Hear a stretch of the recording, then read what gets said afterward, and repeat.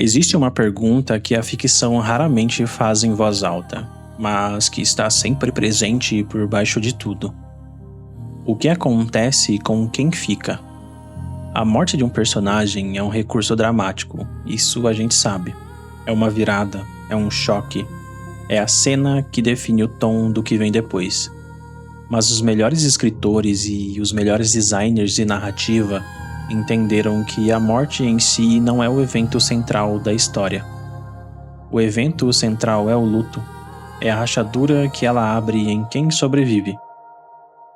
E dentro dos jogos, esse luto funciona de um jeito que nenhuma outra mídia consegue replicar completamente. Porque você não apenas assiste a um personagem sofrer, em algum nível você está lá com ele, você segurou o controle, você tomou as decisões. A perda, de certa forma, também é sua. Quero explorar 4 jogos diferentes que usam o luto não como um plano de fundo, mas como arquitetura da própria narrativa. Cada um deles entende a perda de um jeito diferente, e juntos eles formam um mapa bastante honesto sobre o que significa carregar alguém que não está mais aqui. O vídeo contém spoilers. Se você ainda não jogou The Last of Us Part 2, Gris e Life is Strange, vai jogar e depois a gente conversa. Vamos começar pelo início, ou melhor, pelo fim do início. A morte de Sarah, filha de Joel, acontece nos primeiros minutos de The Last of Us. O jogo mal começou, você mal aprendeu a andar, e então aquela cena, aquele olhar, aquelas últimas palavras, e pronto. O mundo mudou. Mas o que o jogo faz de mais inteligente não é matar Sarah, é mostrar o que Joel vira depois disso. Ele não supera, ele endurece, ele constrói uma muralha ao redor de tudo que poderia doer de novo, e passa os anos seguintes vivendo atrás dela. O luto não o quebrou, o petrificou. Quando Ellie entra na história, ela não é só uma missão, ela é a primeira coisa em 2 décadas que começa a rachar essa muralha. E é exatamente aí que o jogo se torna perigoso, porque quanto mais você conhece aquele vínculo, mais você entende que Joel vai fazer qualquer coisa para não perder de novo. E ele faz. O final do primeiro jogo é o momento em que o luto que ficou estagnado por toda a narrativa finalmente explode para fora, na forma da pior decisão de Joel. Ele não salva Ellie porque é herói, ele salva Ellie porque não consegue sobreviver a outro luto. É um ato de amor e de absoluto egoísmo ao mesmo tempo, e o jogo tem a coragem de não resolver essa tensão. E então vem a parte 2. Joel morre, brutalmente, sem aviso, sem dignidade. E aí o jogo faz algo que deixou muita gente com raiva. Ele pede que você entenda Abby. Mas pensa comigo, o que a parte 2 está fazendo é mostrar que o luto não tem um lado certo. Abby perdeu o pai, um médico que poderia ter curado o mundo, por causa da mesma escolha de Joel que você aplaudiu no jogo anterior. Ela passou anos construindo a força para fazer o que fez, e quando faz, o ciclo começa de novo, porque agora Ellie está destruída, e o ódio dela é tão compreensível quanto o de Abby. The Last of Us entende o luto como ruptura, como a força que remove a humanidade ou a paz de uma pessoa e a empurra para um caminho do qual ela talvez nunca volte. O luto aqui não é processado, ele é detonado. E os destroços ficam espalhados por 2 jogos inteiros. Agora preciso que você respire junto comigo por um momento.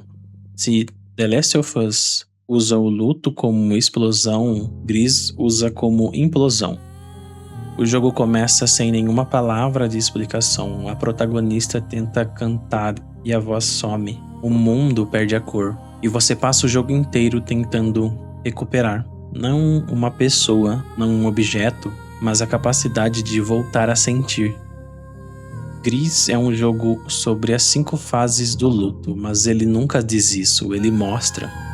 A fase da negação é a cor cinza do início, o mundo deserto, a recusa do jogo inteiro em explicar o que aconteceu. Você está aqui, mas não quer estar. A fase da raiva é vermelha, uma criatura enorme que persegue, que esmaga, que não dá trégua. É o luto que vira fúria quando a tristeza fica grande demais. A barganha é verde, cheia de memórias e momentos suspensos no ar que a protagonista tenta alcançar, como se existisse alguma negociação possível com o que já foi. A depressão é azul e profunda. Você literalmente afunda, o mundo submerge e então, bem devagar, com muito cuidado, vem a aceitação.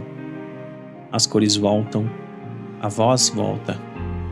Não como era antes, diferente, mas de volta.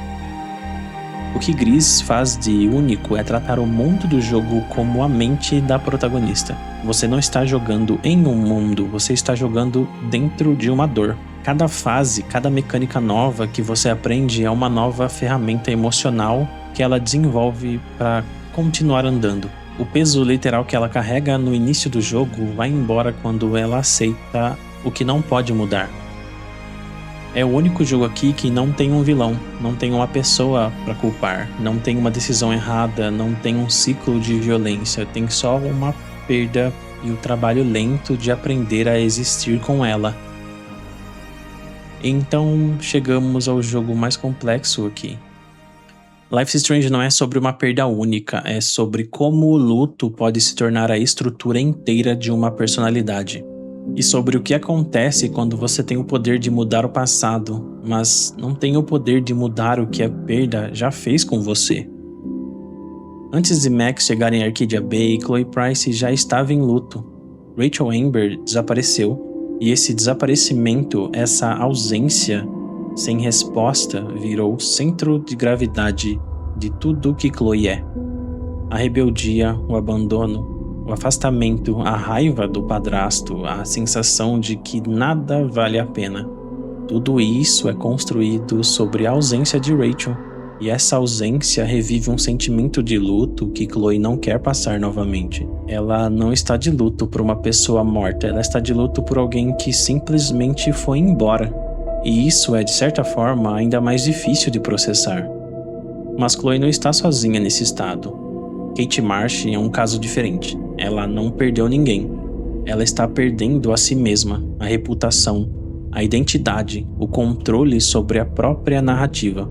É o que eu chamaria de luto antecipatório, o luto por uma versão de si mesma que está sendo destruída em tempo real. E o episódio do telhado, aquele momento que você precisa encontrar as palavras certas, é o jogo pedindo que você entenda que o luto pelo que ainda não aconteceu pode ser tão devastador quanto o luto do que já foi. E então vem os finais. Os dois finais de Life is Strange são, na verdade, dois tipos completamente diferentes de relação com o luto. Se você sacrifica a Chloe, Max aceita uma perda que não pode ser desfeita. Ela entende que o poder de mudar o passado não significa que ela deveria usá-lo para escapar de toda a consequência. É a aceitação no seu sentido mais brutal. Abrir mão da pessoa que você ama pelo bem de algo maior e seguir vivendo com isso. Se você sacrificar Arcadia Bay, Max recusa o luto. Ela usa exatamente o poder que tem para garantir que a dor da perda recaia sobre o mundo, não sobre ela. É humano demais. É o impulso de fazer qualquer coisa para não perder de novo, que aliás, já vimos isso antes nas ações de Joel. O que Life is Strange entende de um jeito que poucos jogos têm coragem de articular é que o luto não é só o que sentimos depois de perder alguém. É também a escolha de como vamos carregar isso. E às vezes, muitas vezes, a escolha que fazemos diz mais sobre a nossa dor do que sobre a nossa moral. 4 jogos com entendimentos diferentes do que é perder. The Last of Us 1 e 2 entende o luto como ruptura, a força que nos empurra para além dos nossos limites morais e nos mostra o que somos capazes de fazer quando amamos alguém de um jeito que não cabe em nenhuma lógica racional. Gris entende o luto como processo, não linear, não rápido, não limpo, mas real. O tipo de cura que não restaura o que era, mas constrói algo novo sobre as ruínas que ficaram daquela tragédia. Life is Strange entende o luto como identidade e como escolha, mostrando que a perda não é só um evento que acontece com a gente, mas uma força que nos define e que, diante dela, somos forçados a decidir quem queremos ser. E o que os 4 têm em comum, o que eu acredito ser a verdade mais honesta que a ficção pode nos dizer sobre o luto, é que não existe uma superação. Não existe um momento em que a perda some. Existe um aprendizado lento, o processo doloroso de aprender a carregar um peso que nunca vai ir embora completamente. Os melhores jogos não nos deixam esquecer quem perdemos. Eles nos fazem sentir, por um momento, que estamos lá dentro dessa perda junto com o personagem. E se existe alguma coisa única que os jogos podem fazer que o cinema e a literatura não conseguem replicar da mesma forma, é essa. A perda que você experimenta no controle deixa uma marca diferente da perda do que você experimenta quando assiste a tela ou lê uma página. Porque em algum nível você também estava lá.